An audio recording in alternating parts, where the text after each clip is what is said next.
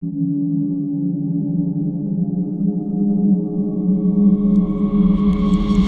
the last year, Microsoft has been building up the Xbox One library with a lot of great games that aren't going to destroy your wallet, and a lot of them, at least console-wise, are exclusive to Xbox One. So whether you're a long-term Xbox One S owner or you're planning on picking up a One X later this year, let's talk about the best games you can grab for $20 and under. And we're going to kick things off with what's probably the highest profile game on this list, Tacoma. Tacoma is the second game from Fulbright, the developer behind the indie cult hit Gone Home. And just like Gone Home, Tacoma is a narrative-focused game. Those of you that are only interested in games that involve explosions, blowing things up, platforming, or just more traditional gameplay kind of stuff, you might not find this to your taste. But if you're a fan of good narrative, then you're going to feel right at home here. In Tacoma, you'll be exploring a recently deserted space station where you're able to run AR simulations to see what the crew was doing right as everything went horribly wrong, allowing you to explore each of their backstories, character relationships, all through these little simulated movies that you can fast forward, rewind, and freely travel the station, being able to follow people through hallways or see what one person was saying to someone else, rewind, and then see what the other guys were talking at the same time. Alongside this ability to explore the game's narrative freely in whatever way feels natural to you, there are just a little bit of traditional gameplay bits thrown in as well. For instance, through conversations you'll be able to glean interesting information, such as codes to enter restricted areas. Once again, if you're looking for an action game, this isn't it, but any fan of narrative definitely should check this game out. Next up is a game that not only has the distinction of being fairly cheap to begin with, but it's actually free right now if you have Xbox Live Gold, and that's Slime Rancher. Slime Rancher is a rather interesting spin on the farming simulator genre, where you own a ranch populated by nothing but, well, slimes. You spend the game capturing them, putting them in pens, finding the correct items to feed them, capturing other slimes, breeding them together. It's one of those games where the entire goal is really just to push onward and keep finding stuff to do. It's kind of got a weird Zen attitude to it.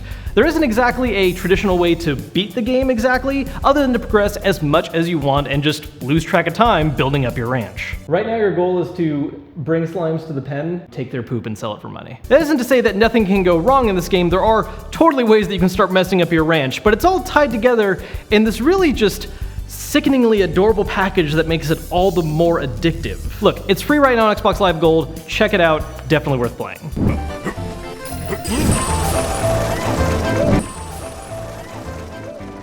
Next is a game that is a bit of a hidden gem because I had actually never heard of it until I started researching games that were in this lower price range, and that's Talent Not Included. Now this is a very simple little platformer with a really charming aesthetic, and everything is set up like it's a stage play. In fact, the levels are even constantly evolving as you're going through them. It's just one stage that's constantly shifting to change the level's design, and you're doing your best to get the highest score possible. Now, it is a little bit on the short side, even for its low price point, but if you're the kind of person that's obsessing over getting the highest score possible on every stage, there is a lot of time to sink into this game. To help keep things from getting stale, the game is also divided into 3 separate acts, each of which features a different main character with a different set of abilities, changing up the gameplay each time. So once you think you've gotten settled in and you're getting the best scores you can, now you have to learn a whole nother character all over again. It's simple, fun, and most notably, a really charming game that for $15 is well worth picking up. Rivals of Aether is a fairly obvious Smash clone, but a really good one, focused on having a small roster of only 8 characters, 9 with DLC, each of which play very, very differently however. They all have their own unique gimmicks and traits and different play styles that makes each one a pretty unique experience. While the core of the game is very clearly Smash Bros., it does enough of its own changes to give it its own interesting twist. Blocking has been replaced by a timed parry, you cannot ledge grab but it can instead do wall jumps, and smash attacks have their own dedicated button. The game's only $15 to start, $20 if you want to grab the Ori DLC as well. Honestly, fighting game fans, even people that don't even like Smash Bros., this game is totally worth checking out.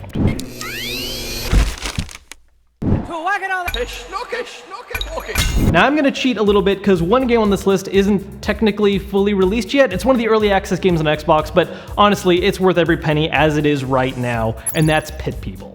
Pit People is the newest game from the behemoth, the same developers behind Battle Block Theater and Castle Crashers, and just like those games, this features a ton of absurd humor, yet still has really in-depth and interesting mechanics. Now, I've been a long-time fan of tactics games, and one of the things I really like about Pit People is that it brings this very interesting balance of simplicity to the genre where really all you need to do is move characters to the right positions, and the AI handles the rest. But at the same time, where you actually put people position-wise is very, very important. The learning curve is very easy to pick up, but there is a lot of complex nuances to this game, and there's tons of different game modes to choose from. There's storyline quests, PvP locally, online, just all kinds of content to do, and lots of stuff to unlock. Word of warning to anyone that's never played a Behemoth game before, this game is absolutely... I almost said insane.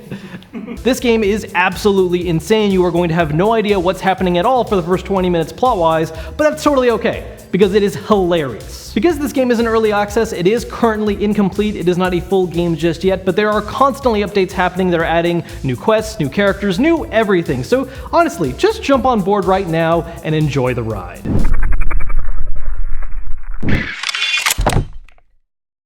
So there you have some of the best cheap games you can grab on Xbox One right now. Now all we need to do is wait another month for Cuphead to come out, so it's hopefully good enough to kick one of these games off, because it better be after this long wait.